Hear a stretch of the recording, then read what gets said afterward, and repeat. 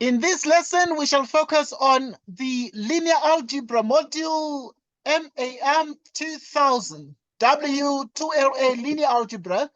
Right, we shall look at the theoretical aspects of this module that pertains theorems and other related concepts. We proceed.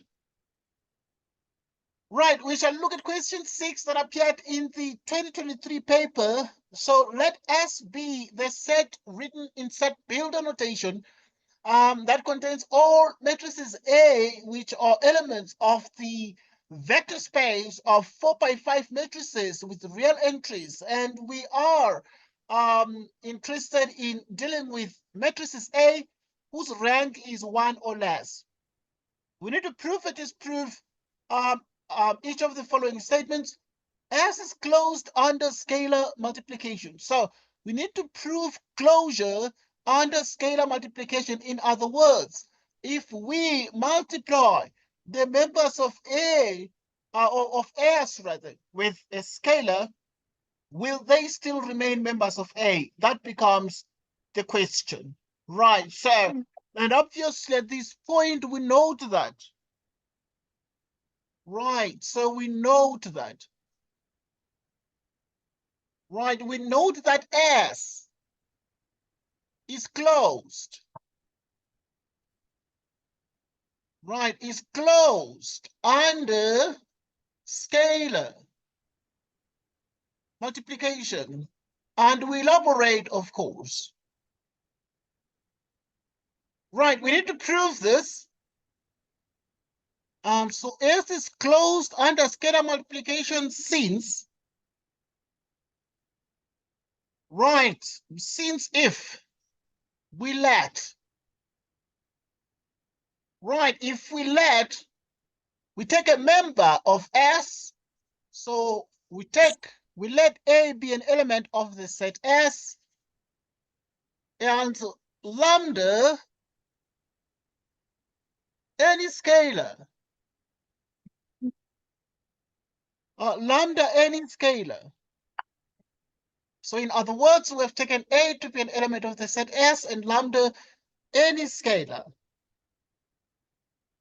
Then it is without any doubt that we actually can say, since the matrix A belongs to S, it surely follows that the rank of the matrix A is surely less or equal to 1. Well, it satisfies the property of the matrices in A, because all the matrices in the matrices in S, right? Because the matrices in S, all of them have rank 1 or less, right? And obviously, which implies that, right? Which implies that,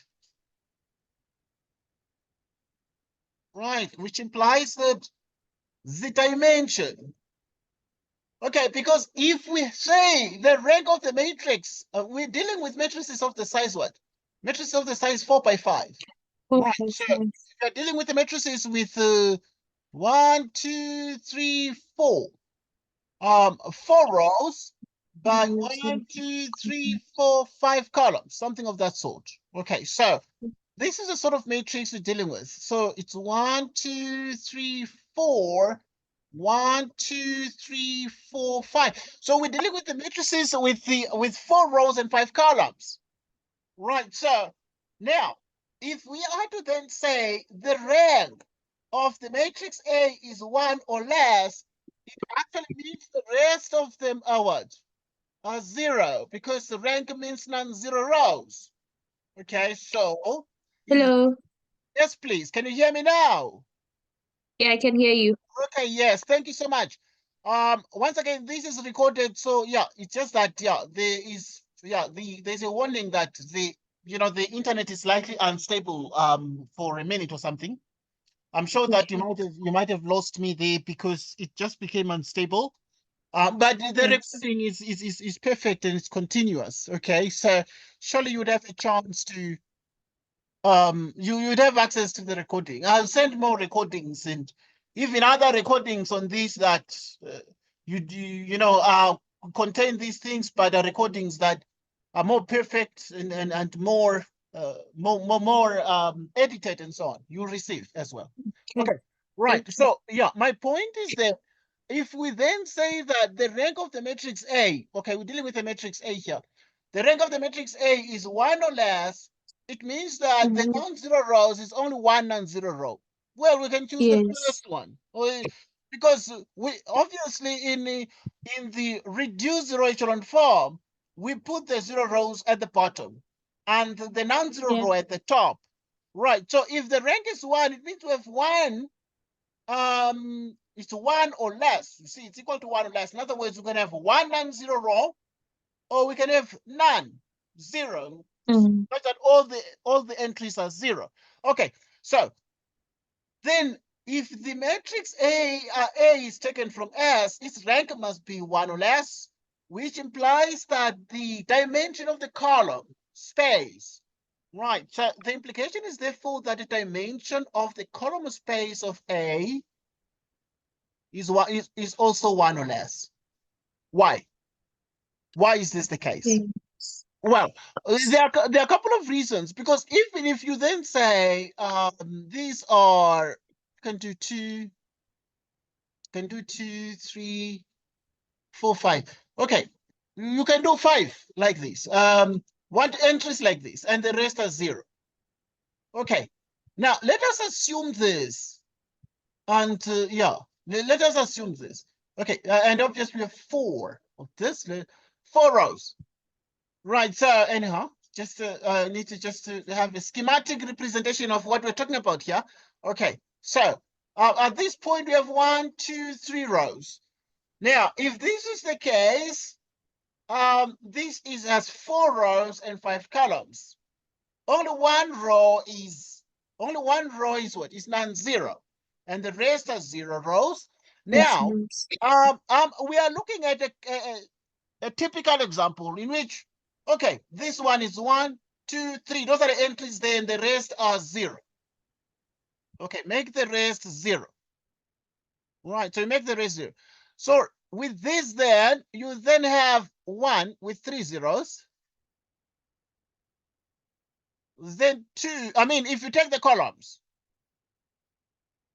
okay, then you take another column. It's something I'm trying to explain here, but this is just an example we're giving of this matrix here. 4, 5. Okay, you have something like this. Okay, because the columns are 5. But now, if we were to look at the dimension of the column space, we shall remove all these. Why? Then we shall have 1 column in the column space. So the dimension of the column space is 1 or less. Why? Because these are multiples of this. So these vectors are all the same. Now, if we are to look at the dimension of the column space, then in the basis would have 1, because all these are linearly dependent. Yes. Right? Because of that, then we then say that we shall have the dimension is 1 or less. Okay, can always try to explain that, and can use. But how to prove linear independence? We use scalars. We write a linear combination and show that the linear combination leads to linear dependence or linear independence. Okay, Mm. right. We're good. The dimension of the column space is 1 or less. We shall use the argument of the dimension of the column space to sort of justify the closure as a matter of fact. And obviously, we proceed to then say, we suppose, if we take a scalar that is not 0, okay, because if you take a scalar that is 0, it's not good, because it's going to multiply all these entries and make everything 0, making the rank is Yes. less than 1. Okay, so we want the Yes. rank to at least be 1, So we assume that the scalar we're going to use to multiply, because scalar multiplication is a scalar that is different from 0. That is not 0. Right. So, and this makes us observe that the column space of A is actually equal to the column space of lambda A.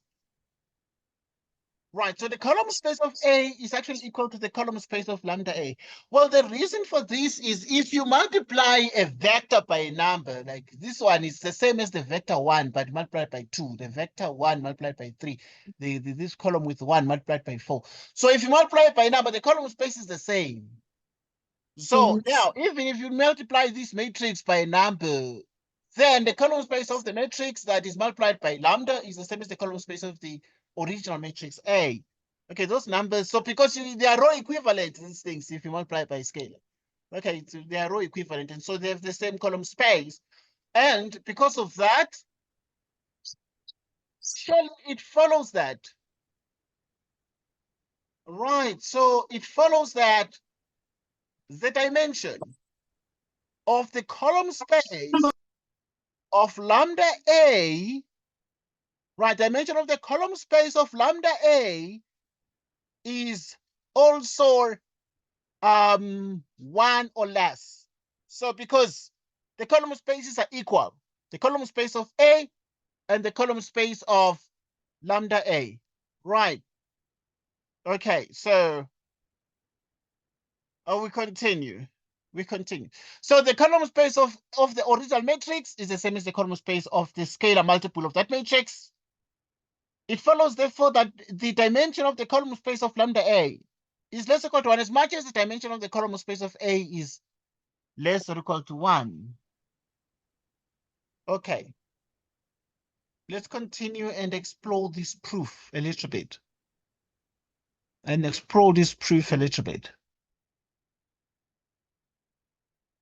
If the dimension of the column space is less or equal to 1, and therefore the rank,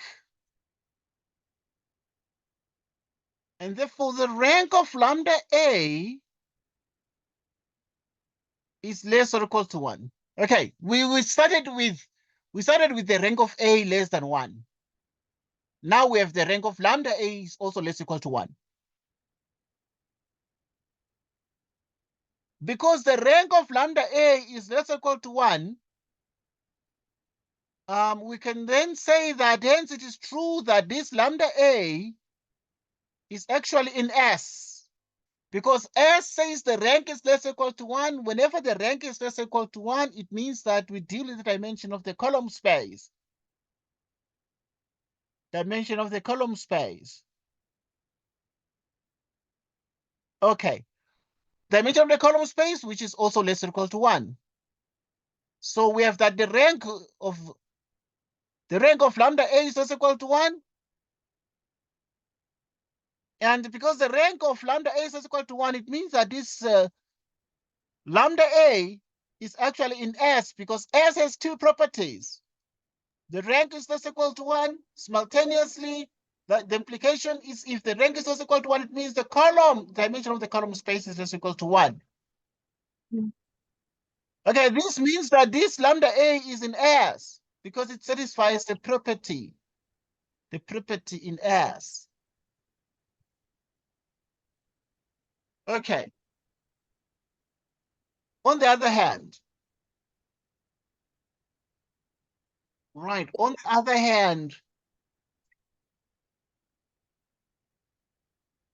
if lambda is equal to 0, then the rank,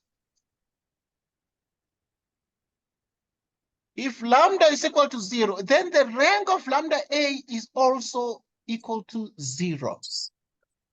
This is true because we assumed that this lambda was not 0.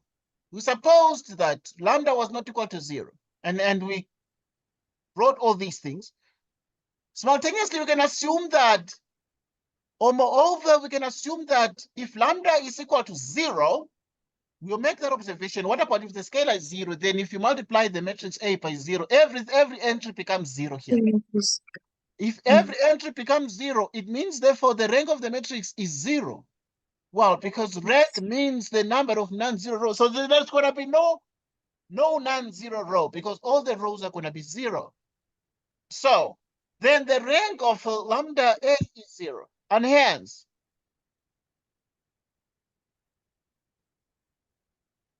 And hence also,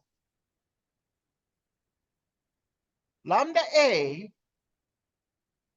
is therefore an element of S. Yes. Mm. Yes, it means lambda A is an element of S. Why? Because 'Cause the lambda A is such that it satisfies the conditions of the matrices in A. What are the conditions?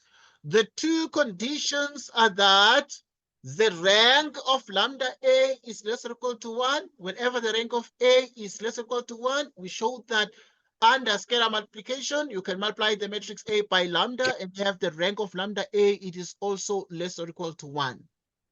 Now, if the rank of lambda A is equal to 1, that means therefore that lambda A itself is a member of, it's an element of S. And also this was the case when lambda was not 0. We also showed that if ever lambda is 0 and you multiply every entry by 0, that would mean the rank of lambda A equals 0. And hence also the lambda A is an element of S. The lambda A itself becomes an element in the event that lambda is 0. Even whenever lambda is 0, you'd have that the rank is 0. But if the rank is 0, the rank that is 0 is also less than 1.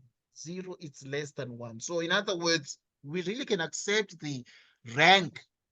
We really can accept that the rank of lambda A be equal to 0. Because whenever the rank of lambda A happens to be equal to 0, what is the meaning? The rank of lambda A is equal to 0.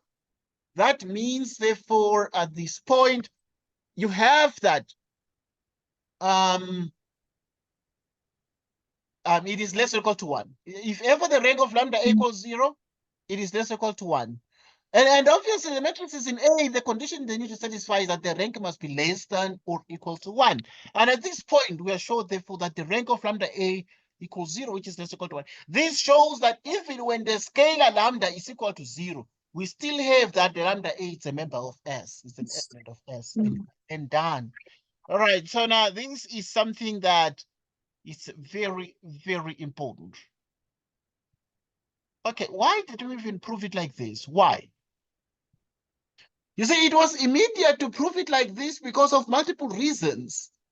We were restricted in this question by the fact that we need to look only at one row in a 4x5 matrix. In a 4x5 matrix, in the vector space of all 4x5 matrices, we're supposed to look at one row that is non-zero with all other rows 0.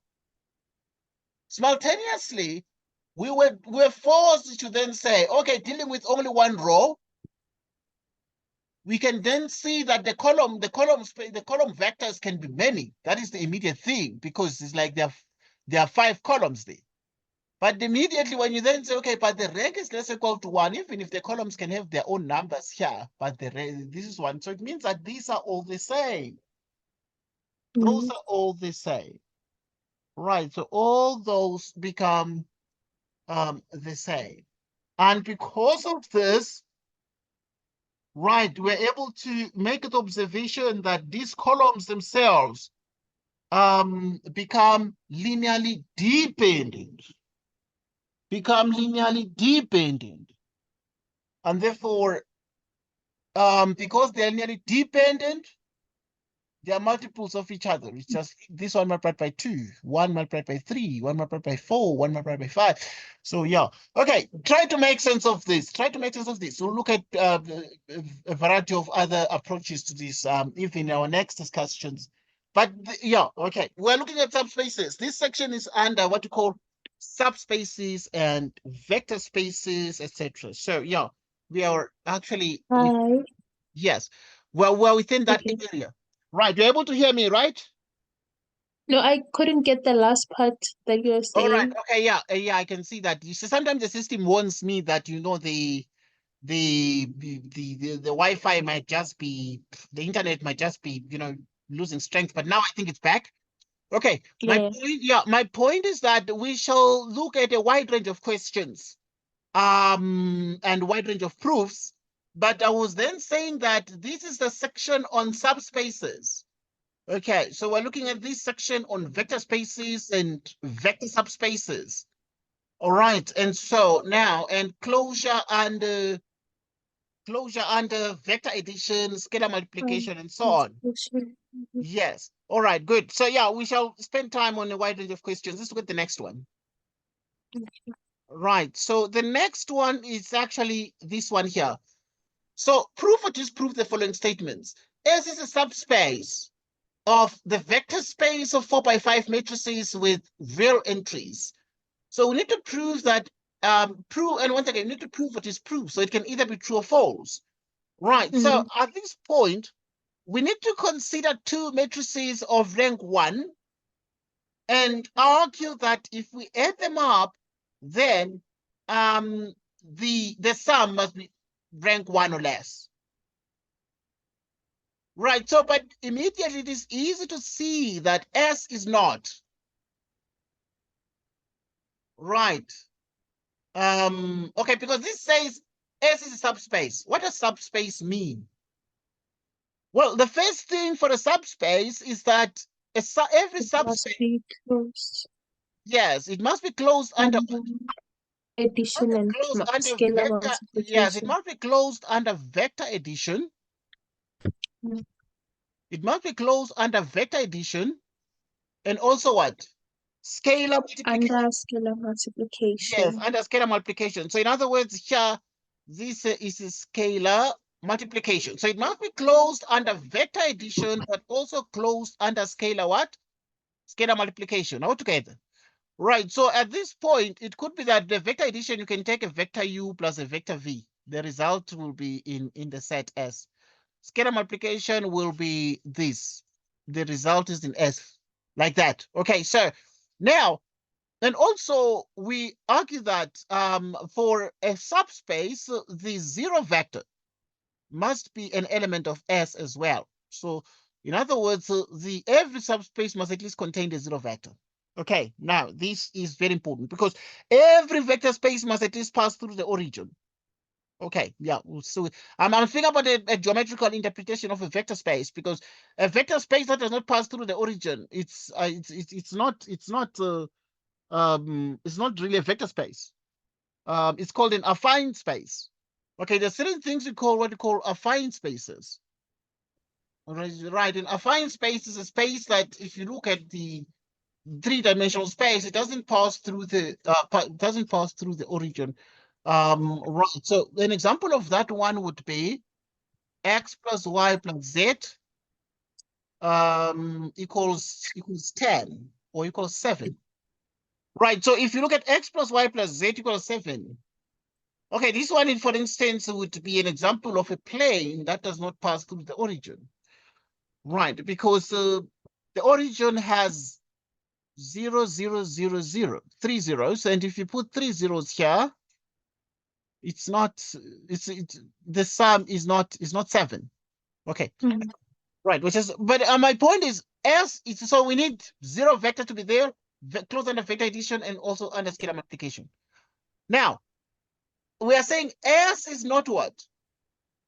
S is a subspace, and we're arguing that S is not closed. Right. So S is not closed under. Okay, I need to create space here. S is not closed under addition. It's not closed under vector. It's not closed under vector addition. Right. So we say that S is not closed under vector addition, and hence,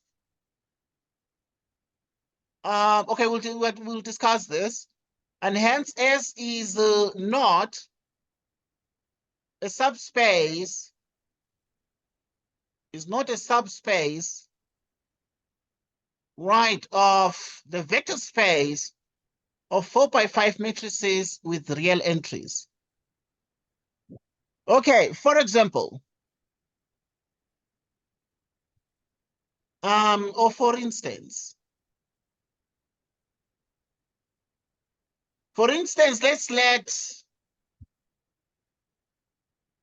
let's let A be A 4x5 matrix, because we're dealing with 4x5 matrices, that is rank 1. So it has 1, 0, 0, 0. How many? 5. 2, 4, 5. Then you have 0, 0, 0, 0, 0. 0, 0, 0, 0, 0. 0, 0, 0, 0, 0. B. 0, okay. 5. 0, 1, 0, 0, 0. 0, 0, 0, 0, 0. 0, 0, 0, 0. How many? 2, 4. Okay, yeah, 4 rows, like something like that. Okay, we are considering these particular results here, and we are saying, if we're dealing with this case, let's look at the two matrices, A and B. If we're looking at the two matrices, A and B, so A is that one, and for instance, let's have that A is this. A has rank 1, because there's only one non-zero row. We just put a 1 there. This is just an example. And then B is another one that is one non-zero row. So with the other rows are 0, all of them. Right. So, and if this is the case, then it is clear that the rank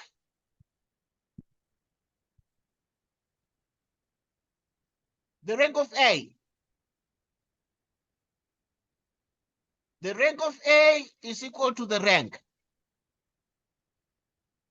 of B equals 1. Okay, they both have rank 1 because A is rank 1, one non-zero row, and B as well has only one non-zero row. And let us look at the sum of these matrices. Okay, let me see here. Moreover, if you consider the sum A together with B, 1, 2, 3, 4, 1, 2, 3, 4, 1, 2, 3, 1, 2, 3, 1, 2, 3, 1, 2, 3. Okay, we're dealing with this one, 2, 4, 5, and 2, 4. 4 by 5. This one matrix also is 0, 0, 0, 0, 5 of them, 2, 4, 5 zeros. And then we made B to just have this one here, 0, 1. Okay, 0, 1, 0, 0, 0, 0. Everything else is 0 in B. Right, everything else is 0 in B. Okay, if we add this here, what do we get? Right, we'll just get 1 with 4 zeros like this, and then it's going to be 0, 1 with the zeros like that, and everything else is 0. Everything else is 0. Okay, we have this. So, and this means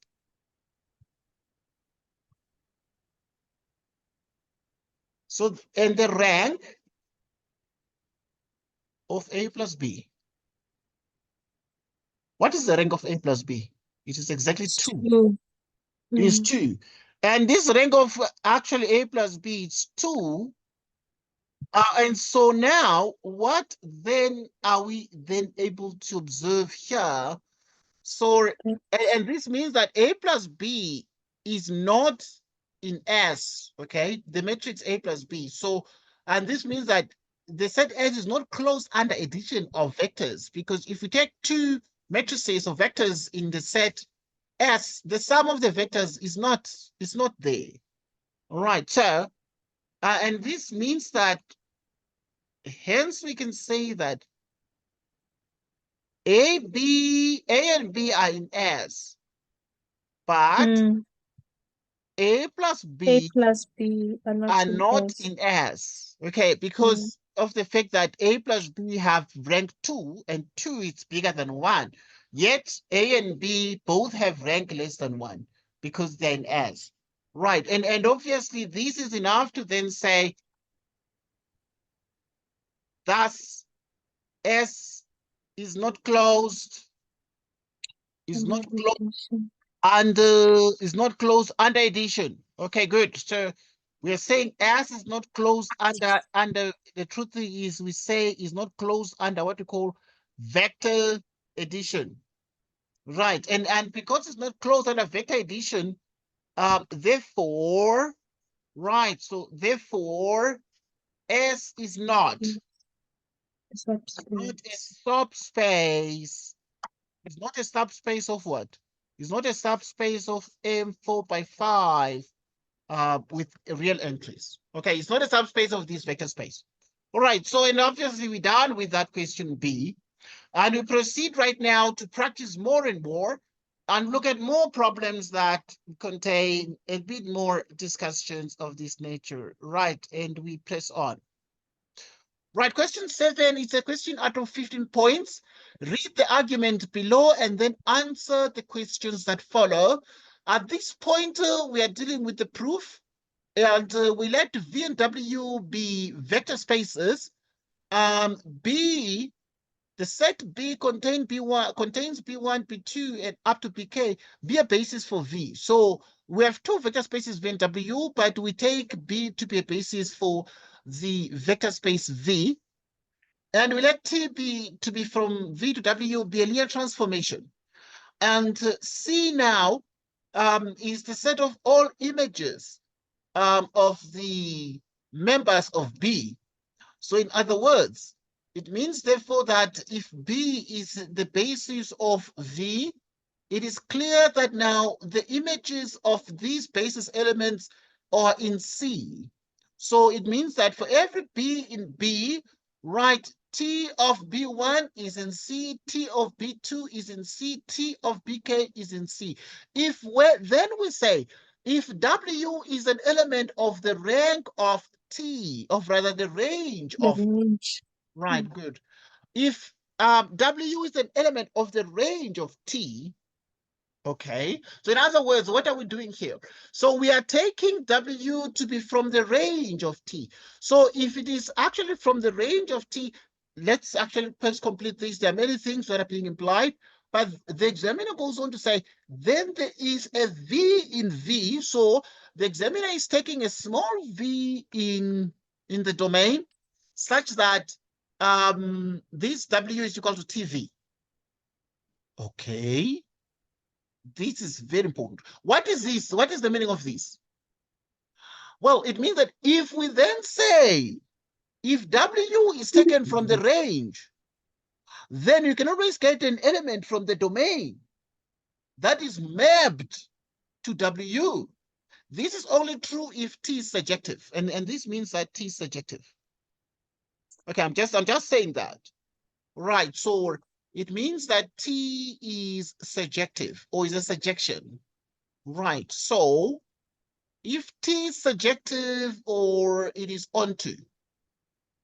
Right, we can find scalars lambda 1, lambda 2, up to lambda k, such that this vector V contains a linear combination of the basis elements in B. There, we can then be able to just apply the function T on both sides of this equation. But because the examiner told us that T is what? T is a linear transformation. Linear transformation means that T is linear and therefore it distributes over the addition here. Okay. It follows that the range of T is actually a subset or possibly a subspace of the span of C. Okay. Right. And this follows from this. Follows from this. Because what we're seeing here is that the range of T is actually such that it actually is a T of V, where V is a domain element, and it is a linear combination. So this T now of V has been written as a linear combination for some V, and this means that the range is contained in the span of C. Now, this is very important. And obviously, the span of C is this. And it takes the B in B. Yeah. And possibly the examiner is claiming that C is bigger. C contains more elements than just the range of T. Since we also have that the, okay, that's very interesting, okay? Because this is one thing that was very clear, that they could be equal this, that the span of C would just be equal to the range, okay? And this is what the examiner observes immediately, that since we also have that the span of C, these linear combinations of these images actually equals the range of T, is rather a subset of the range of T. It follows, therefore, that the span of C equals the range of T. Now, carefully state the result proved here. Okay? Carefully state the result proved here. All right, so obviously we shall state the result proved here, and now we are looking at these, and we are looking at these very, very carefully. And now we are then saying, what exactly is the meaning of these? What exactly is the meaning of these? And now it actually is the fact that this is the result we're proving, but we're going to state it. This is the result we're proving, this, because it's saying it follows that this is the case. From everything else, it follows that the span of C is equal to the range. So what we are proving here is that the range of T, or is actually the fact that the images span the range of T. The images span the range of T. This is what we are proving here. Right, so let's state carefully, the same carefully. Okay, because, right, they can be, yeah, okay. Right, so obvious to state carefully, we start with V and W as vector spaces. So let V and W be vector spaces. V and W be vector spaces. B itself, such with B given here. So it contains B1, vector B1, vector B2, vector BK here. Right, so let's continue then. If it contains up to vector BK, let's see. Right, and obviously this one will be a basis for V. Right, be a basis for V, and T be the map from V to what? To W, be a linear transformation. Okay, this is all given stuff. Be a linear transformation, so that is all given. So you start exactly as the examiner started, so you don't need to invent anything. Then the conclusion we're drawing is then that because we have the span of this, is equal to the range of T. So then the T of B, which contains B in B, spans the range of T. Spans the range of T. Right, so take a look at these and make sure that you obviously, so yeah, we're saying that this one here spans the range of T. So this is the result we're proving here. But it's not only like this that you can state that this is what we're proving. Similarly, I mean, you can then say, if ever everything is given, then the span of these, the span of the TBs equals the range of T, or the span of the TBs, which is the span of C, is the range of T. Right, so we can always say that. Right, you can always say that. So, but this is exactly what we are proving. Then the set of the images spans the range of the linear transformation. Okay, why? Because of this equation that we are proving, which generates equality. Okay, right. We shall obviously spend a bit more time on the proofs. Okay. Right. Good. Right. There's more we shall do on the proofs. We still have a couple of days. Right. So the rest of the top things is the same. But now we're looking at question B. Why at 1, this one, can V in V be found such that W is equal to TV? Okay, yes, this is exactly what I was thinking. Why would this be the case? And the reason is because it's because vector W is in the range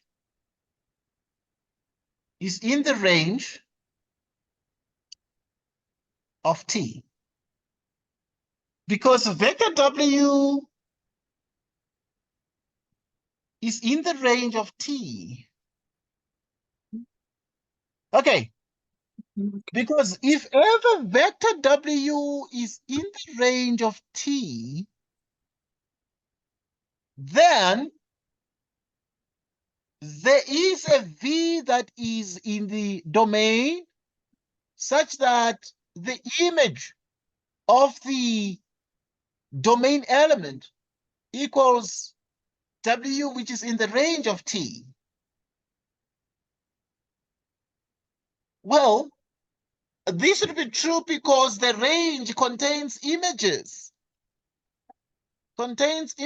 under the linear transformation, under the effect of the linear map. So you call it linear transformation or linear map. So if we take W that is in the range, so we can always get a V in the domain such that TV equals W. Why? Because it's like somebody saying f of x equals y in the school curriculum. Because there's a function f that is moving from a set x to set y values. And then now, if we then say we can find a y here, such that f of x equals y, obviously this is true for a y that is in the range. If ever y itself becomes the range, okay, because it's not always that because this examiner was clear that if W is in the range, because W, the capital W would be anything. It can be the range, it might not be the range sometimes. So this big W is not always the range. Generally we call it the codomain. Why? Sometimes it's a much larger set than the range. Okay, often in many instances the W contains, the set W would contain the range, and the range would be something small. Okay, the range would be something like this, something sitting inside there. Okay, and in which case, therefore, you're able to see, therefore, the range is small, very tiny, very tiny. Let's look at the next point. Let's look at the next point. Let's look at the next point. Okay, because W is in the range of T, it means that for W in the range of T, then because it's in the range, Not just in W, but it is in the range. Normally, it's smaller than W. W is a much larger codomain set. But now it therefore means that because it's in the range, you can always get something from the domain V such that W is equal to TV there. Okay. Now, this is what we have. This is what we have. So you continue. We continue. Right, so let's continue and look at the next point. Right, let's look at the next point.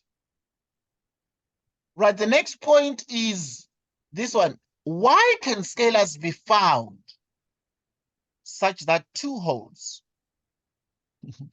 Why can scalars lambda 1 up to lambda k be found such that 2 holds? So because this says we can find scalars lambda 1, lambda 2 up to that, such that this is the case. This always happens when we have bases, always.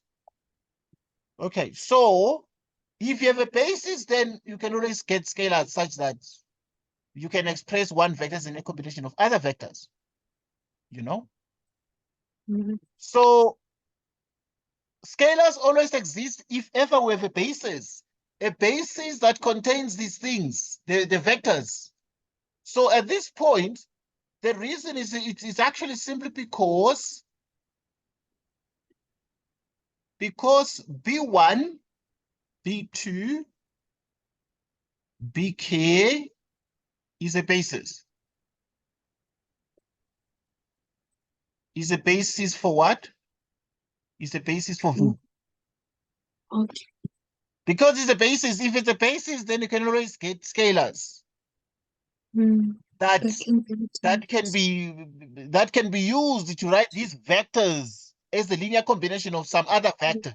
Like because this is the basis, then you can multiply each of these by lambda 1, lambda 2 up to such that the sum is equal to some other vector. Okay, so this is true if only these B's are from a basis. So this one, and in this case, the B's are a basis for what? For V, the domain. And that is the only case that we can always be able to say this, the scalars can be what? Can be found. Next point. Next point.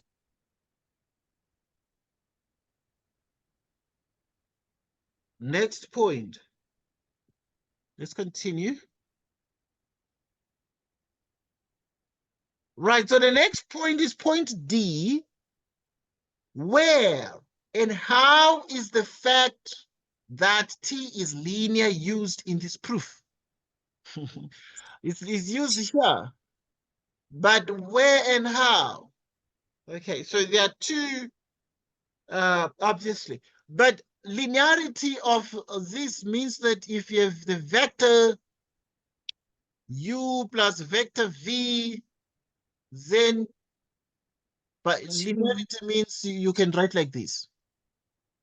Okay, and this is only true if T is what? T is linear. Okay, or T is a linear transformation. Right, because if ever T is a linear transformation, then this is the case.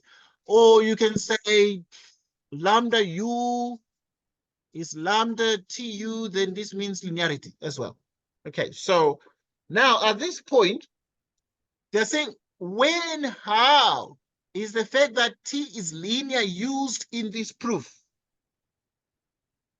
Right, so obviously it is used in part 3. Right, so it is used in part 3 here, where we conclude that P of V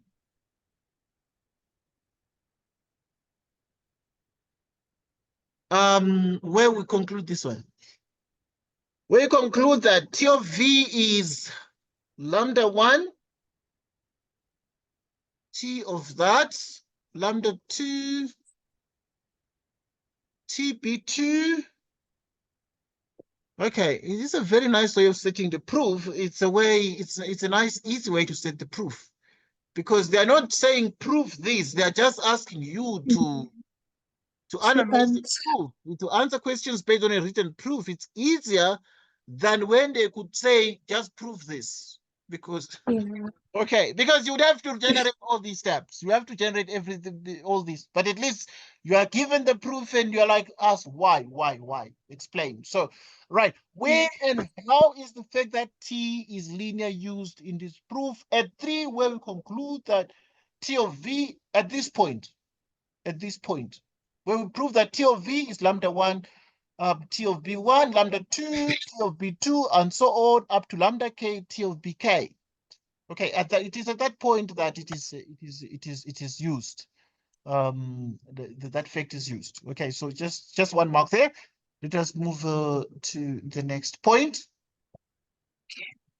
Right, let us move to the next point. Right, explain how 4 follows from 3. Let's check. Good. Now here is 3 and here is 4. At 3 we are just saying then by the linearity of T, because T is a linear transformation, then you can do this. It follows that the range of T is contained in the span of C.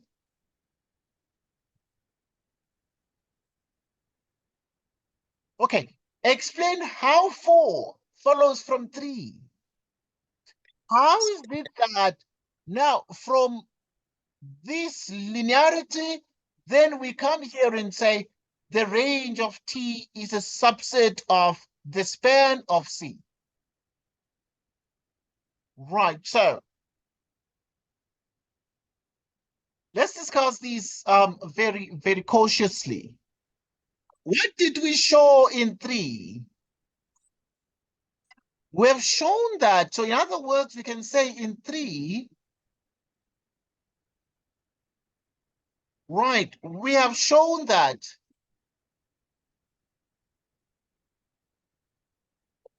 in 3, we have shown that every vector W, this one, in the range, right, in the range of T, can be written. We've shown that every vector W in the range of T can be written. Right, can be written. Can be written as a linear. As a linear combination.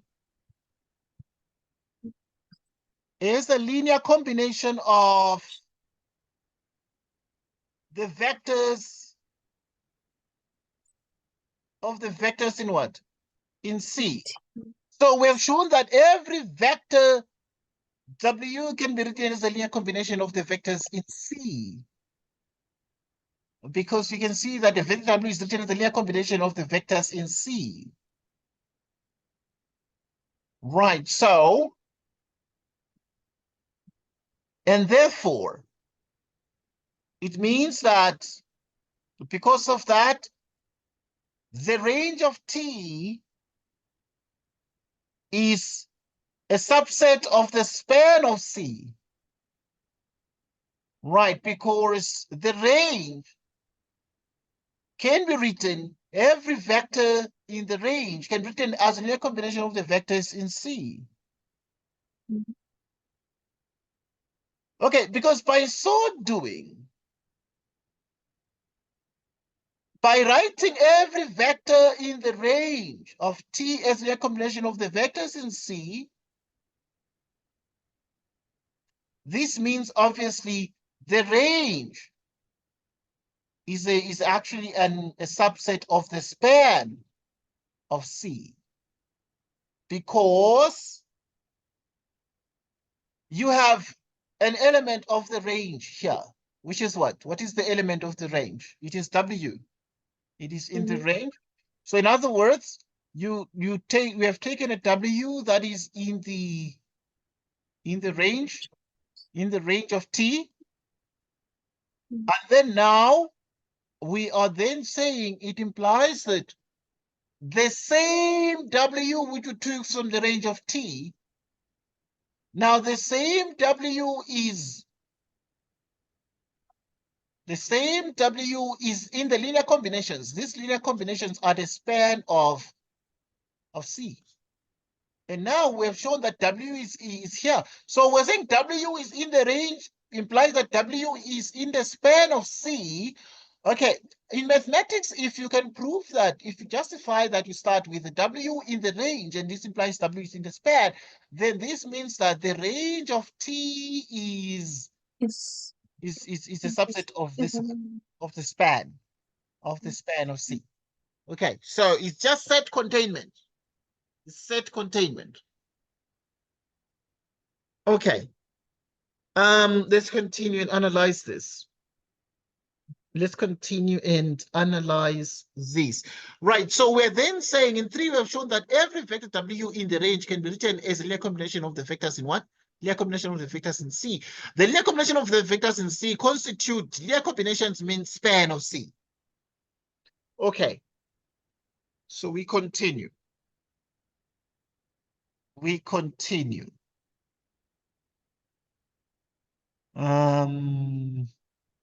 Right. And with this, then we're then saying, hence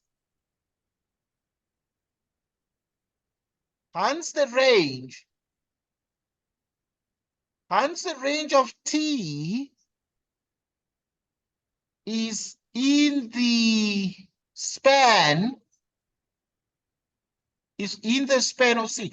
Hence the range of T is in the span of C. Hence the range of T is in the span of T. Or you can say, hence the range of T is contained in the span of C. Okay, it's contained in the span of C. Right, so it could be, then it's a subset of the span of C. Or more strongly, a subspace of the span of C. But we're sure it's a subset, but obviously it is enough to then say it is in this point a subspace, because the range, because now if the span is equal to this, but because the range is a vector space, okay, the range is a vector space, and because V and W are vector spaces, so this one is a vector space, that is a vector space, but the range is contained in the W. So W is bigger and the range, the set of the image is normally smaller. Now, if the range is inside here, it is a subspace of this codomain space, which is a vector space, because anyway, V and W are both vector spaces. Right, we're saying hence the range of T is in the span of C. The range of T is in the span of C. Right, how do we know that the range of T is in the span of C? We started with an element in the range, and we showed that the W in the range of T is actually an element of the span, because now the W is written as linear combinations, and linear combinations mean the span of C. Okay, so that's something that obviously you need to take note of, but we shall look at even much nicer ways to discuss this. Okay, right. So that would be the explanation on how 4 follows from 3. How this set containment follows from 3. All right, so we continue. Continue. Right, let's look at the next thing. Right, let's look at F. Let V and W and T be as in the proof. Okay. A finite. So yeah, V and W are as in the proof. This is the proof.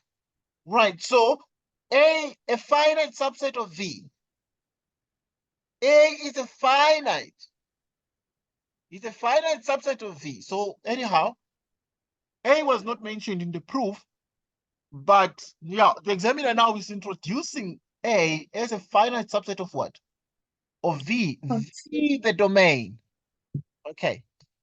And D contains the images such that V is in A. Okay. The examiner is defining things locally. Okay. This is sort of a local description.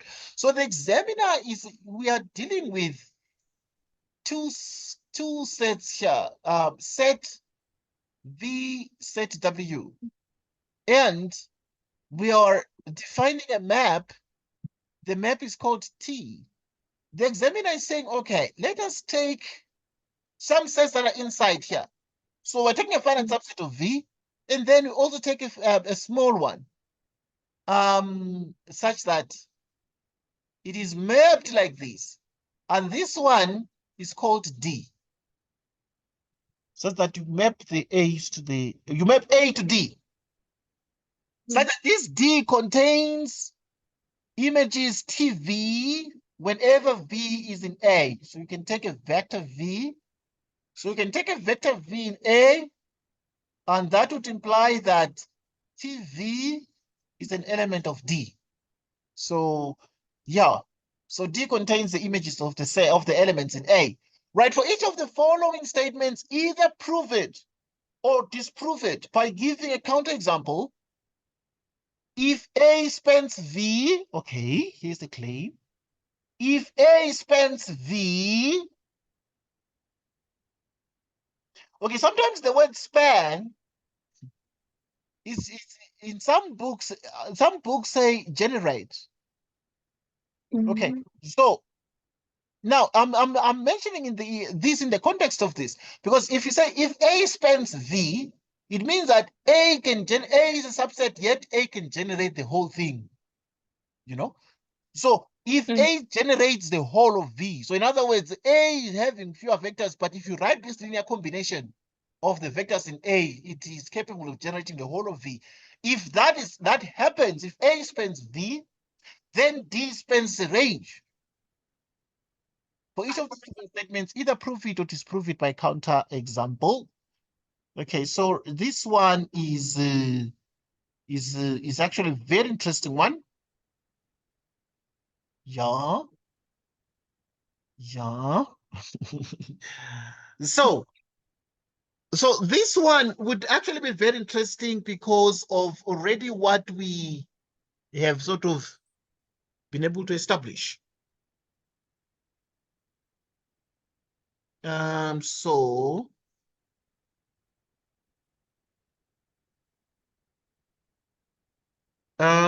in the end, this is the case, this is true.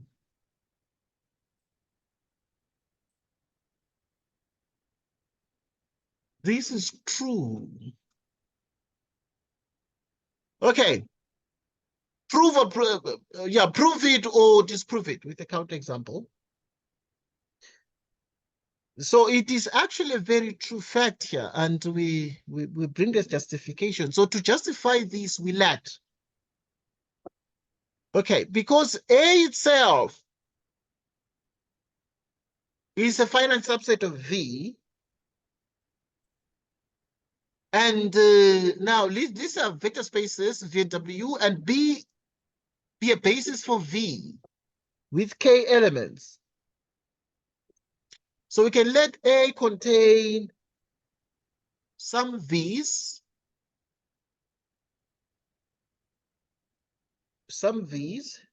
be a subset of V.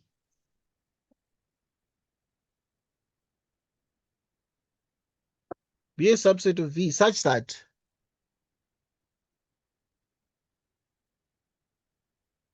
A spans V.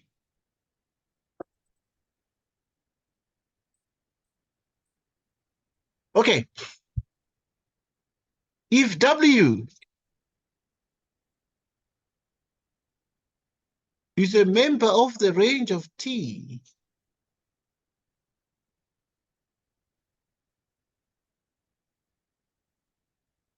okay, so if W is a member of the range of T, then, okay, let's look at this. We are saying A spans V. You are told that A spans V. So an A spans V, it means therefore that now you are having the whole vector V, vector space domain V, and there's A, but A, you are told that A generates the whole of V. Okay, so and the fact that A itself contains a linear combination of the, if you write the linear combinations of the elements in A, then it's able to generate the whole of V. And with that, then, so we are saying let A be a subset of V. So we take some of the vectors from V such that A spans V. So if W is in the range of T, we're taking something from the image set. If W is an element of the set of all images, the range is the range is the set of all images of T. So if W is an element of the range of T, then there is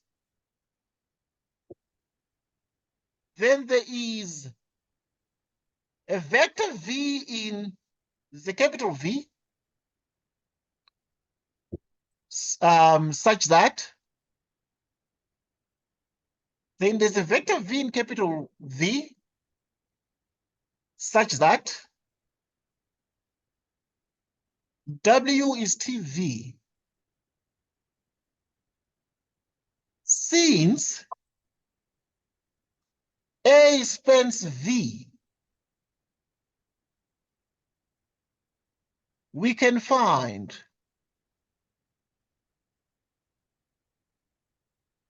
scalars. We can find scalars lambda 1, lambda 2, lambda n, such that. Okay, now look at this. Let's discuss this. Let's discuss this. Right. Now I want us to say, right, we are starting with letting A, because A spans V. So we take A to this, and this is very arbitrary. The Vn is an arbitrary, number of vectors we have chosen, but be a subset of V such that W, okay, be a subset of V such that A spans V. That's what we're saying. A spans V, and we assumed A has n vectors. So if ever W is in the range of T, then there is a vector V in the vector space V such that this W is TV, because this W is in the range. And the range is the set of all images. So this W can look like a TV where the V is in the domain. Since A spans V, you can find scalars lambda 1 up to lambda n such that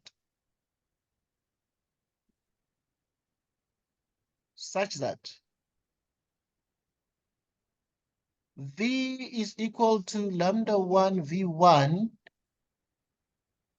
plus lambda 2 V2 plus lambda n Vn.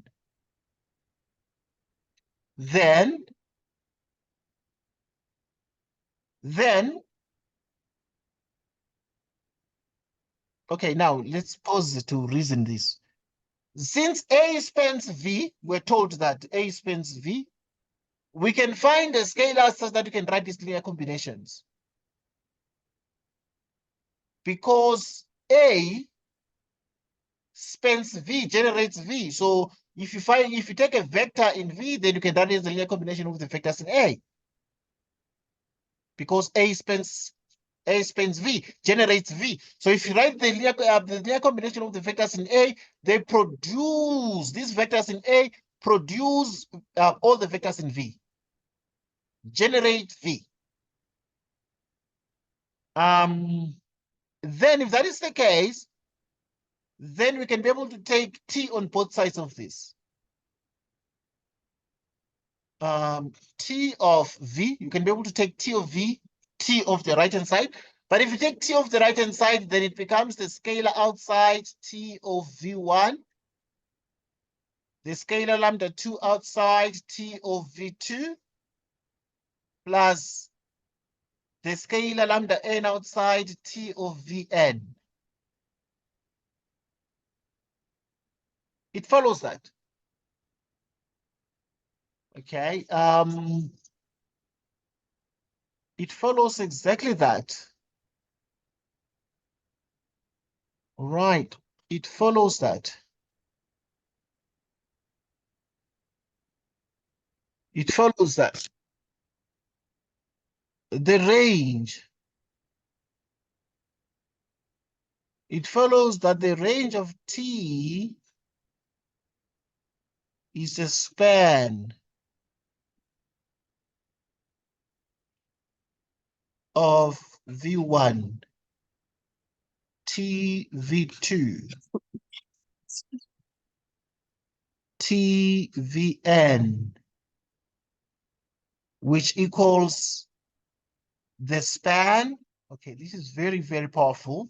The span of D. Okay, now we're then saying from the fact that A spans V, it means that a vector V in the vector space V can be a linear combination of the A. So these vectors in A generate the vector space V by producing vectors V that are in the big V, in the vector space V.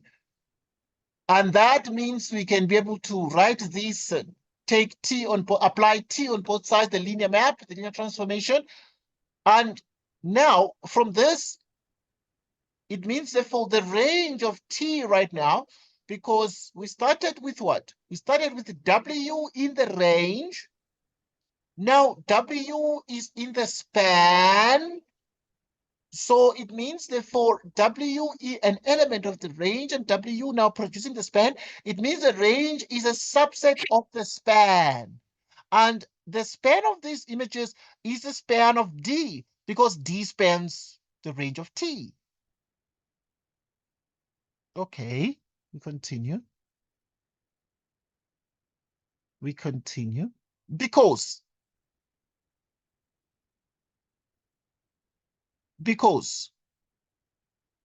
the D is a subset of the range of T, and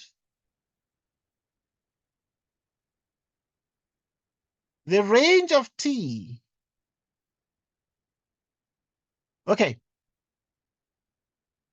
The D spans the range of T. First and foremost, because the range is in the D is in the range of T. So yeah, because D is in the range of T, is a subset of the range of T. And the range of T is a subspace. Is a subspace of W. Yeah, because the range of T is a subspace of W. W is bigger than the range. It contains the range inside. It contains images of some elements, but we know very well that it's the codomain, so it potentially has more than the images. So, and the range of T is a subspace of W, meaning W is bigger. This range is just something inside the W. If W is this set, then the range is something inside there, something small. Right, so, and the range of T is a subspace of W. We also have that. We also have that. Right, we also have that. We also have that. The span of D is contained in the range of T. Okay, so there are two set containments. The range of T is contained in the span of D. The span of D is contained in the range of T. So we have the set containment and the reverse set inclusion. Okay, because of the reverse set inclusion that is there, therefore, we can write here and say, therefore, And therefore the span of D is the range of T. And therefore the span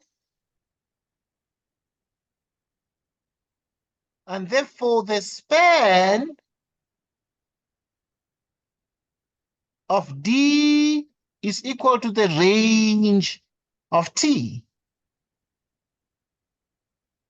Why? Because of the set containment. The range of T is a subset of the span of D. The span of D is contained in the range of T. So because of this,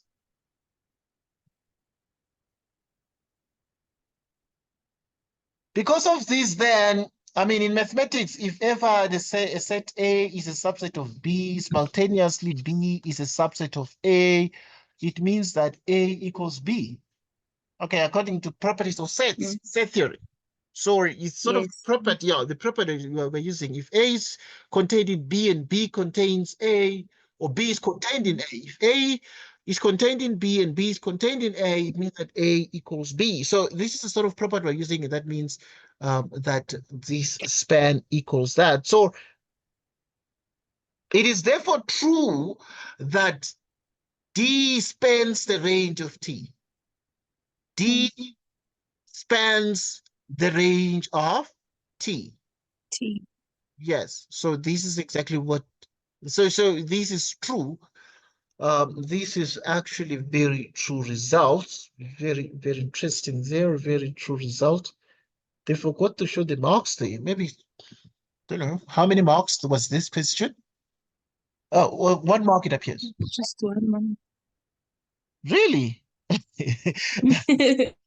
No, but Yeah. I mean, I'm wondering. Oh, but that does not sound credible. Anyhow, but yeah, that is it. Yeah. My goodness. Yeah, the marks, I guess, yeah, they have no meaning sometimes. How can this be 1 mark? Because, I mean, it's quite a lot. Anyhow, let's continue. Right, let's continue now and look at the next thing. Right, in the next part, we're looking at Roman figure 2. If A is a linearly independent subset of V, then D is a linearly dependent subset of W.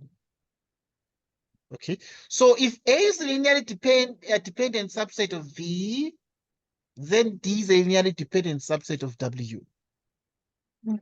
Okay, now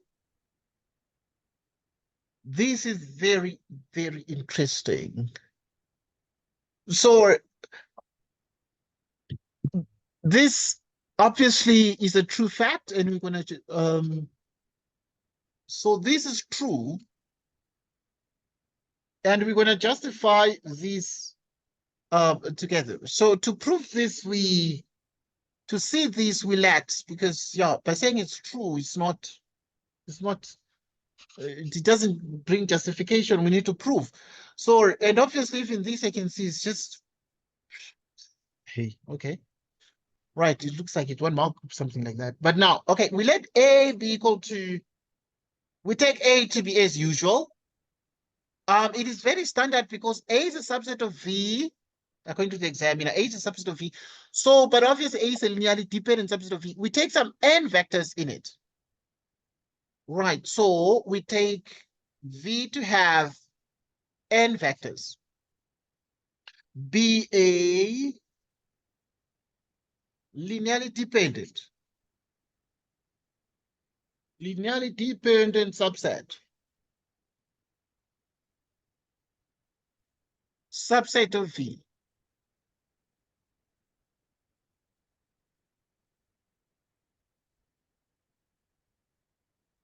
Then they exist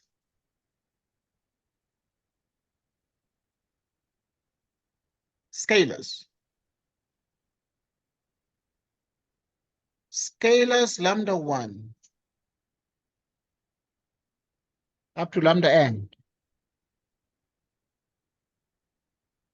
Not all 0. Okay, not all 0, such that, okay, Because we were saying this one is linearly dependent according to examiner. A is linearly dependent subset of V. Because A is linearly dependent, what does that mean?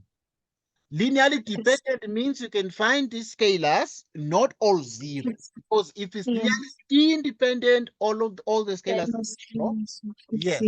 Yes. So linearly dependent means that if you have this set that is n vectors, you can find n scalars, but not all zero because it's linearly dependent, not all zero. Right. So these scalars are not all zero. Okay. So then there exist scalars, not all zero, such that, right, such that lambda 1 V1, lambda 2 V2, lambda n Vn equals 0. Okay, you can write this linear combination and or this linear relation.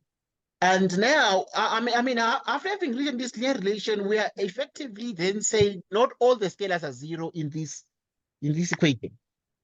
Okay, so, and because of the linear dependence, we can just write this. I mean, this whole thing is just linear dependence means this, but not all the lambdas are, not all the scalars are zero. Right. So, and obviously with that, it follows that. It follows that T lambda 1 V1, lambda 2 V2, plus lambda n Vn is T of 0, which equals 0. Anyhow, we can just take T on the left and T on the right. Can apply the linear transformation on both sides of this equation that we are saying is linearly dependent. Is a linearly, it contains vectors that are linearly dependent. Okay. So we have that, and hence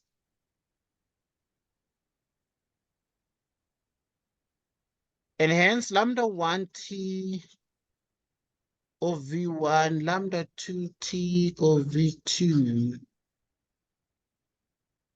lambda n T of Vn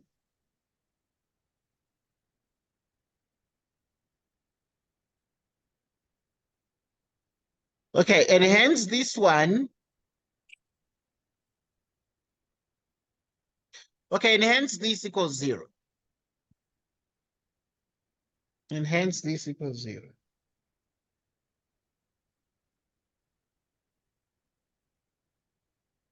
Where, okay, because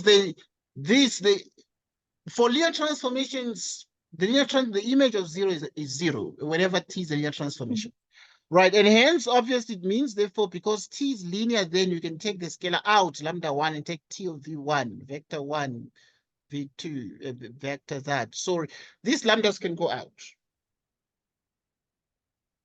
Where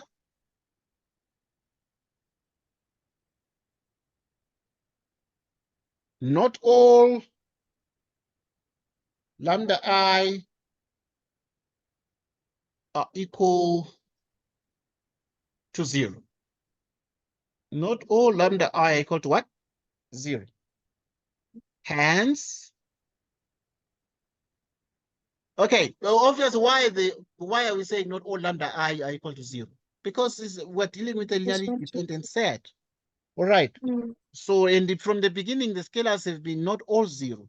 Hence, the V1, V2, Vn, hence this set is linearly dependent. Is linearly dependent. Is linearly dependent. Hence the set is linearly dependent. So, and obviously, we were saying that if A is a linearly dependent subset of V, then D is a linearly dependent subset of W. Right. So,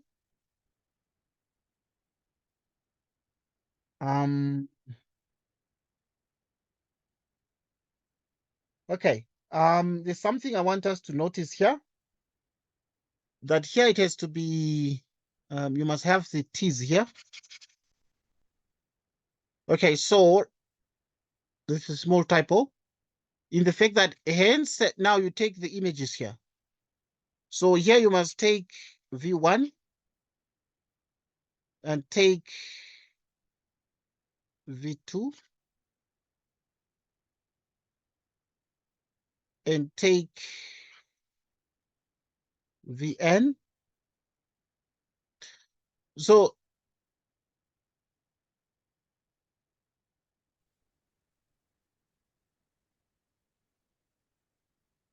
okay, so hence this is linearly dependent because of the fact that the lambda i's are not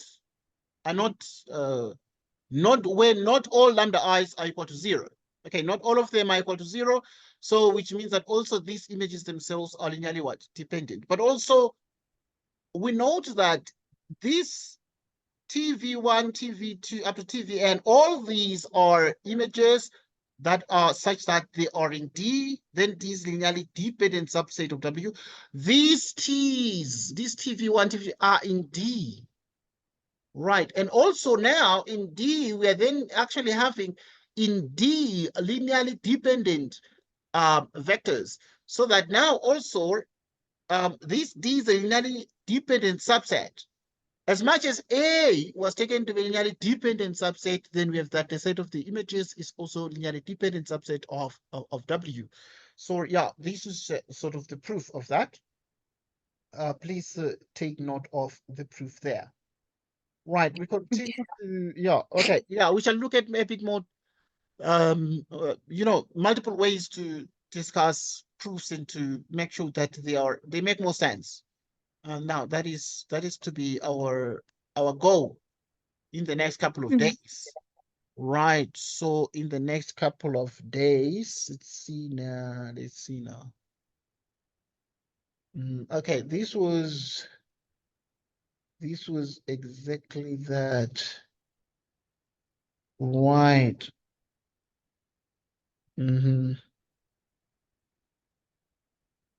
Okay, yeah, okay, this is a different question. Right, this one is linearly independent. Just checking that. Okay, so if A is a linearly independent subset of V, then D is a linearly independent subset of W. Okay, good. Let's look at this one. Okay, this one here is what? Obviously, this is false, and we'll justify that. We'll prove that together. Okay, this one here, this is false. The linear dependence part is true, but linear independence part is false. So this is false. Okay, so this is false. Why is this false? Right, now false things in mathematics are not proven, so false things in mathematics are justified by counterexamples. So we let, for instance, we give examples if something is false. We let, for instance, right, V itself be W, be R2. Okay, we're looking at a special case where V and W are equal vector spaces, but both of them are the two-dimensional Euclidean space. And T itself,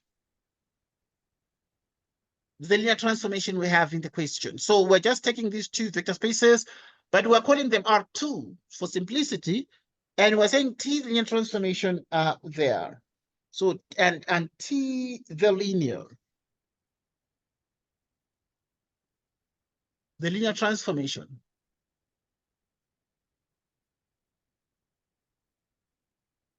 The linear transformation such that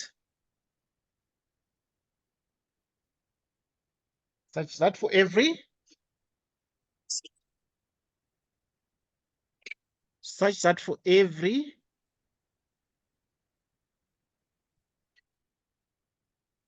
V in V. T of V is 0.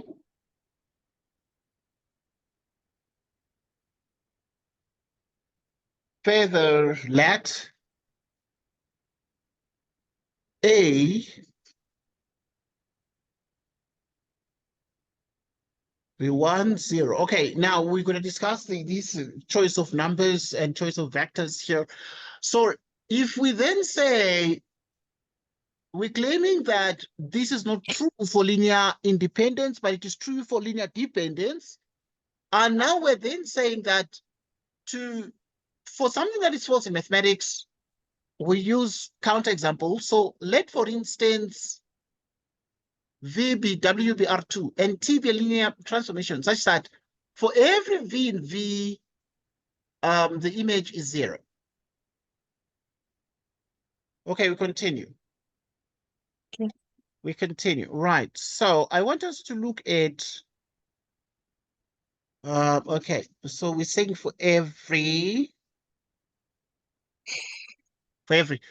right. Let, for instance, V be W be R2 and T the linear transformation such that for every V, now we are assuming therefore that here there is a linear transformation that is 0 always for all vectors V in R2.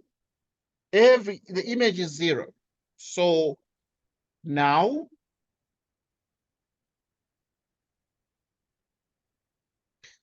further, if let A be this 1001, then D is then D contains the 0 vector,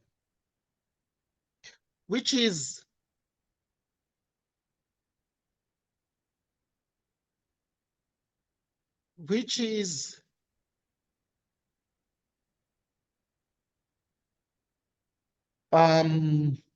not okay. Anyhow, we are saying that the image is only 0. So now D itself is a linearly independent subset of W. So now we are showing that D, if D is only 0, we'll just give an example of a function, a linear function, linear map, that has only 0 as its output, regardless of the input. So we're then saying if we take the images will just be only the 0 image. And now if it's a 0 image which is not linearly independent, okay, because it's not linearly independent. Why? Why? Because this one is linearly dependent. The 0 vector is linearly dependent. Why is the 0 vector linearly dependent? Okay, so we started with a linearly independent set because the set A is linearly independent. Okay, A is linearly independent subset of. Okay, why is the linear? Because these vectors are linearly, they form a linearly independent set. Okay, this is a good example because this is a natural basis. This. Okay, with 1001 is a natural basis, and this natural basis is what? Is linearly independent.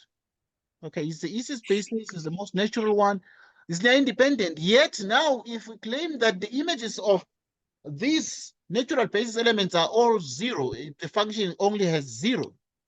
It's like f of x equals 0 for everything. Then the image set is going to contain only 0. Which is not linearly what? Which is not linearly independent. And yet here the claim is that if you have a linearly independent subset, then D is linearly independent. But we can see that D here is linearly dependent. Because D itself is linearly dependent, it means therefore that this is false. This is false. Right, because this claim is false, then we actually have been able to disprove this. We've been able to disprove this because we have to prove or disprove. We have disproved this. How did we disprove? This is not a proof. This is just an example. It's a counterexample. It's an example that demonstrates that this is just not the case. This claim that if A is linearly independent, if this is linearly independent, then the set of images is linearly independent. Obviously, this is not, because this natural basis obviously sort of debunks that, disproves that. Right. So yeah, we're good, and we proceed to look at the next point. Right, the fourth question. Okay. If A is the basis for V, then D is the basis for the range. If A is the basis for V, then D is the basis for the range. Okay, this is a very interesting one. Okay, so we have that D is like this, and A is a finite subset of V. Now, if this is the case, we're saying if A is the basis for V, then D is the basis for the range. Okay, this is false, and we will proceed to give a counterexample. Okay, this is false, and let us reason.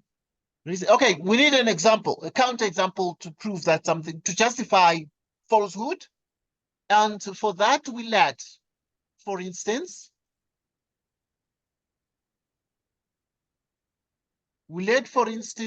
V be W be R2. And T, the linear transformation.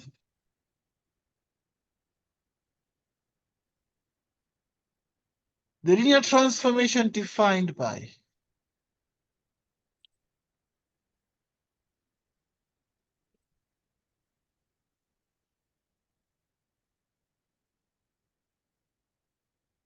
linear transformation defined by. Okay, now this one is creativity at its best. You need to create an example here. Here it's creativity. You are just being a bit more disingenuous. Okay, so we're taking V and W to be our vector spaces, and we would like them to be equal, for simplicity, and to be equal to R2, the two-dimensional Euclidean space. It's just an example we're trying to create. And we're then saying the image of this one, for instance, is 1, 0. And also, if you take the image of 0, 1, is also 0, 1. Okay, let's call this one 2, 0. Okay, this one is just creativity. We can create anything here to disprove with a counterexample. Okay, furthermore, right, so furthermore, we let A be 1, 0, 0, 1. Then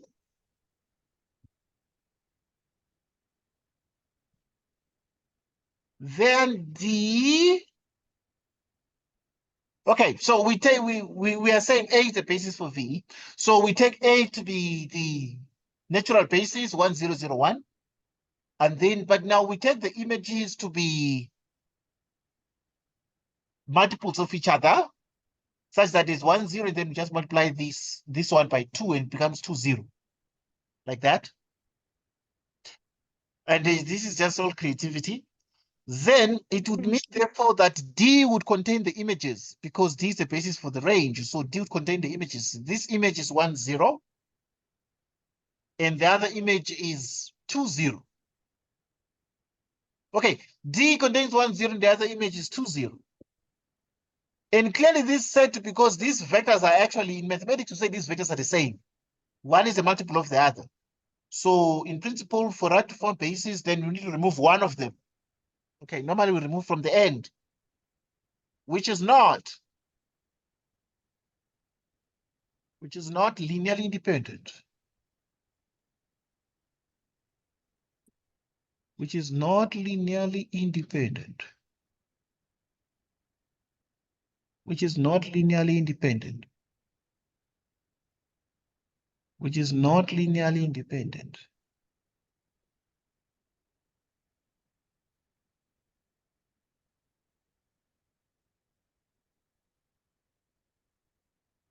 Okay, so it is not linearly independent because these vectors are multiples of each other. Mm. Vectors are multiples of each other. So these vectors are linearly dependent vectors, and therefore linearly dependent vectors do not form a basis. So this D cannot be a basis for the range. So we said that if A is a basis for V, so we started with A that has 1, 0, 0, 1, which is a basis for R2. And then now we can see that the D itself is not what? The D itself is not a basis. Why? Why is this D not a basis? So because this was claiming that if we start with a basis A, then D is going to be a basis. But D is not a basis because, in other words, we have generated a counterexample to show that this is false. Okay. For the first time, they're just about some marks. 2.5. Okay, it's something. Yeah, I think these were like 2.5, 2.5, 2.5, something like that. Okay, I'm trying to remember. Yeah. Yeah. Okay, yeah, because I was trying to make sense of the marks. So by and large, then this is what they would actually get out of these here. Right, so this is the end of this paper. This is a 2023 part, Oh, 2023, the end, the part that is the things. So this one is okay. yeah, this one is the beginning of, because I just combined everything. This one is the beginning of the one we did last time, which is 2022. Okay, so this one is the end of 2023. So this is the end of 2023 June paper. Okay, so, and now because it is the end of the 2023 June paper, and the time is just about, it's just about 9. I think that we did pretty well. In our next appearance, we shall look at more proofs of the 2022 tomorrow. 2022 June paper. Okay, Right. no problem. Yeah, because I'm looking at the time now, it's like 9 p.m. Yeah, we have like, Yeah, yeah, so we quite fine time wise. Because we started at average 7 p.m. So 7:15. 7:15. So yeah, Yeah, what was the time there? It was 7:15. 16? yeah, yeah, 16, I think. 16. Okay. Maybe we can push. Maybe in the 16, One proof. maybe I can do one proof. Okay, no Okay, problem. yeah, It's maybe I can fine. do one proof. Yeah, let me see. Because now I'm looking at the 2022 paper. Okay, let's see the 2022 paper for each of these. Just discussing some of the proofs here. Okay, I'm looking at the proofs. Okay, I can discuss some of the proofs. Okay. Okay, see some of the proofs here. Some of the proofs. Okay, yeah, this one. Okay. Yeah, this one. We can start. Yeah, we did not do this one. Right, because we did up to this part. We did up to this part D. So we did up to question 5D. And then now after question 5D, okay, this question 5D is from 2022. Yes. The 2022 paper. And then now if we get 2022 paper, then there's question 6. Right, so the question 6 part A, let's look at this one. All right, now if you look at the question 6 part A, Okay, you let B be this and S be that. Right, now, so you let B be this particular matrix that has x squared and 2 and x minus 1 and 3x minus x squared, and S be P of x in P2, P of 0 be P of 2. Okay, the function T that is from the vector space of all polynomials of degree 2 or less to the vector space of all 2 by 2 matrices with real entries is a linear transformation, and the T of P of x is defined by this 2 by 2 matrix.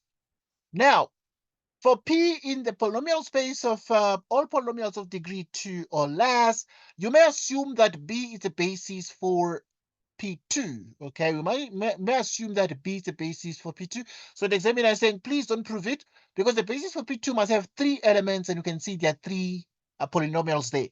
Okay, so and obviously that means that but the examiner is saying you may assume that is the basis, so please do not waste time and try to prove that. That's what the examiner is trying to say, because obviously the students are working under pressure in the exam.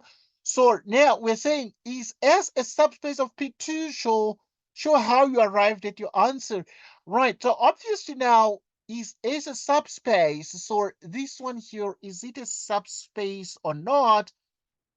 And now there are 3 things to show for a subspace. Right, so there are 3 things to show for a subspace. The first thing to show is that S is not empty, and therefore it contains at least a 0 vector. So now we're asking the question, is S a subspace or not? And we make the observation that yes, S is a subspace. S is a subspace. How are you able to tell so quickly that it is a Okay. subspace or not? Okay, that's a good question. How are you able to tell so quickly that it is a subspace or not? Well, because it is very clear that at this point it contains the 0 vector. And now what then we're able to see, it is clearly that it contains P0. 0. Yes, it contains P0, and P0 is equal to P2. Right, and obviously if S actually contains polynomials with Px and P2 such that P0 is equal to P2, what would it mean for a polynomial? If P0 is equal to P2, this has implications about the fact that we are dealing with the polynomials we're dealing with polynomials that have a constant term, the constant term 0. Okay, right. Now, polynomials that have the constant term 0 have the tendency to satisfy this particular condition here. And most importantly, then, we're then actually making the observation that this is a subspace. But however, is a subspace, show how you arrived at your answer. So obviously, we'll have to show, and we're saying S is not empty. Is not empty. Okay, we are making the claim that S is not empty, and S being not empty, it means therefore we must say that S contains the 0 vector. Okay, so in this case, what is the 0 vector? So in this case, it will be the 0 polynomial. Right, so at this point, S is not empty. Why? Since now, what would the 0 polynomial be? So in other words, it's a polynomial that is 0. There's a polynomial that is entirely 0. Right, so an obviously polynomial that is entirely 0, how would it look like then in the set S? If we then say S contains the polynomials Px and P2 such that P0 is equal to P2. Now, you can assume that because for P2, if you look at the polynomial in P2, you'd have a polynomial A2, X2, because degree 2 or less, A1X, and then A0. A0. Okay, so now what would the zero polynomial be? And then now, because here we're making the claim that P0, what is P0? P0 is going to make this 0, 0, and then it's going to make this A naught.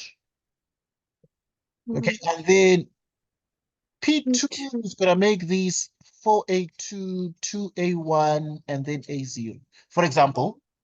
And then if we are to make sure that this is equal to this, that would mean that, because that is the claim the examiner is making, that would mean that A0 is 4A2 plus 2A1 plus A0. And which means what? Which means 4A2, 2A1 become what? Become 0. And what would this mean? Okay, obviously this is a linear combination of the scalars, and it would mean that, but at least what we're trying to say here is that S itself is not empty, since at least it contains the zero vector, because with the zero vector, it is true that therefore the zero vector P of, if the zero vector, which is P of X equals 0, would actually obviously mean that if you take this polynomial, it means that this is equal to that. Because the zero vector, which at least must belong to any subspace, this is the zero vector, or what you call the zero polynomial. Okay, if this is the zero polynomial, let's check if it satisfies this condition. The zero polynomial Px equals 0, what is P2? P2 is 0. What is P0? P0 is 0. So which means that P0 is P2. Okay, if P0 is P2, the zero polynomial satisfies this property. And therefore, S is not empty, since Px equals 0, which is the zero polynomial. Zero polynomial is an element of what? It's an element of S. We look at the next point. Okay, so obviously the next point is closure under addition. So in the next point, we investigate closure under addition. Closure under addition. Okay, closure under addition would have to take two vectors, two polynomials, and argue that their sum would hold true. So let's take two polynomials. Let Px, okay, we can write like that. Yeah, we can write like that. Because S contains Px. So let Px, Qx be members of S. Okay, it's nice. It's a nice way of writing, because it contains, this set contains what? Contains Px. So you can say let Px and Q and Qx be elements of what? Of S. Okay, if this is true, be element of S, the elements of S, then the elements of S, what do they imply? It means P0 is P2.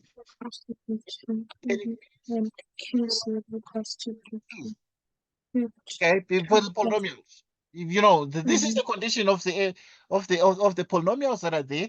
And then if this is true, then now we find the sum of these. So we can find PQ, which is P0, Q0, which is P2, Q2, which is P plus Q, 2. Okay. So when we add these two polynomials, the results are the same. Mm. Okay, so it's closed under addition because even if you add these polynomials, the P of Q at 0 is going to be the P plus Q at 2. Hence, this means that the P and Q are elements of S, or is an element of S. And then with this, then we discuss closure. Closure under scalar. Under scalar multiplication. Closure under scalar what?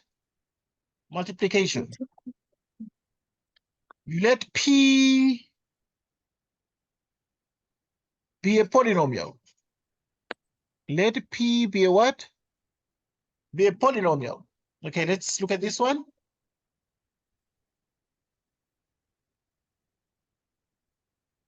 Let P be a polynomial such that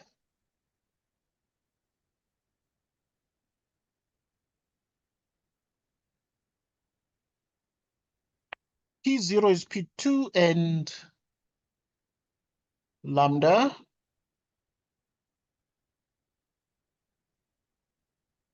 be any scalar. Okay, let's look at this one. Okay, we want to prove closure under scalar multiplication. So we let P be a polynomial such that P0 is P of 2 and lambda be any scalar.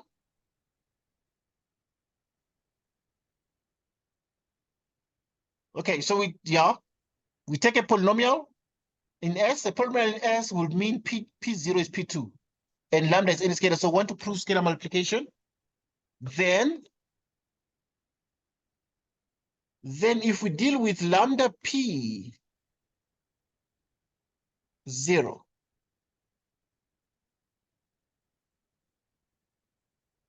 which is lambda P2, lambda P2,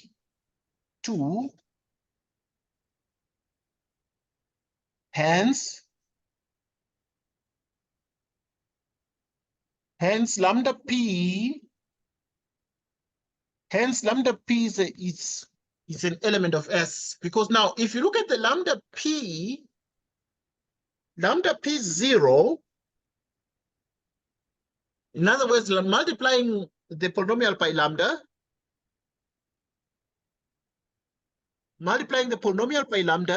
what does it imply? Okay, it's like saying lambda times P0, but the P0 is P2, which is lambda P of 2, and this means that this lambda P is an element of S.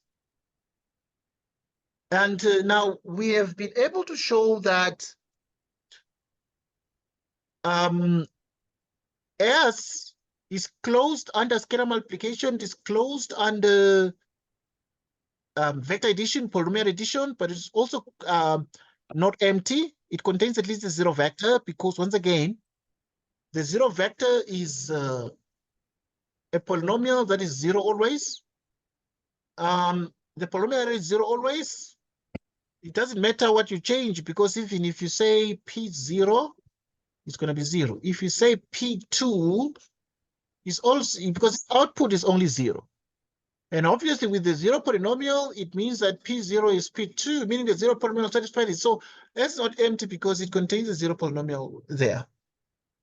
Mm. And this is enough to then say, thus, S is a subspace. It's a subspace of what? P2. Subspace of P2. Well done. It's a subspace of P2. Right, we've been able to show, therefore, here that S itself is a subspace of P2. Let us look at just one more problem and call it a good evening. And then we shall continue tomorrow. Yeah, I'm going to send the recording. Let us look at another problem. Just one. Yeah, it's not very long, this one. Right, obviously the rest of this is the same. Now you need to find the image of, find T of P of X if P of x is the quadratic. Okay, so P of x is the quadratic polynomial ax squared plus bx plus c, which we know is already in standard form. And now we need to find the image of P of x. Okay, so, and obviously here is the formula that the image of P of x is this. So let's practice with this one. So if you look at that, that would mean that according to this formula, it is a 2 by 2 matrix, which means T of P of x is going to be the derivative, and then you put 0. So yeah, you can do it on the side here first. P of x equals ax squared plus bx plus c. Okay, that's P of x. Then we can find P primed. What is P primed? Is 2ax plus b. And then P double primed of x, which is 2a. Right. So we can, let's perform the substitution here. So here you just have to say P prime of 0. Okay, so if you do that, you'd have 0 squared b0 c. Then there is P of, yeah, let me see what have I done. No, it's not what I want to do. It's not what I want to do. Okay, what I'm saying is now you take the P primed, which is this one, and you replace x by 0. So which is going to be 2a 0b. And then you have P of 0, which is this one, which is a squared b0 c, like that. And then this one is the same. This is the same thing. This is the same thing. So it's going to be a dot b0 c. Then this one is going to be b double primed, p double primed, right? Which is going to be only 2a. Then what is tpx? Which is exactly b c c a. Right, good. So that is sort of, yeah. So definitely, so now we just had to find the image under that. So finding a formula is part of what you need to learn in this course, and it's exactly what they got there as well in the memo. Right. So this is awesome stuff. We've done something today. I'm sure that we have tomorrow to do a lot of things and more proofs and more proofs and more. Okay, right. Right, we thank you for joining us today. It was awesome having this discussion, but once again, we're looking at better ways and more simplified ways to even master this course and be able to predict with precision the kinds of things we shall meet, so that we can make sure that we have, the right tools at our disposal. But yeah, preparation is adequate, and that is our vision. It's sort of our aim, our objective. Right, but we thank you for joining us today. And again, we shall meet again tomorrow at exactly 7 p.m. If that is okay with you. Yes, that's fine. Okay. All right, thank you so much. Yeah, I'm gonna send the recording today evening. And once again, there are other recordings that will actually be sent that sort of simplify these things as well. Even recordings that we did not record together. Okay, but yeah, but on this topic. Right. Yeah. We thank you we thank you so much. We'll talk then. Yeah, until tomorrow at exactly 7 p.m. in the evening. Take care and have a good evening. Thank you, you too. Bye. Thanks, dear. Thanks. Goodbye, dear. Goodbye. Bye.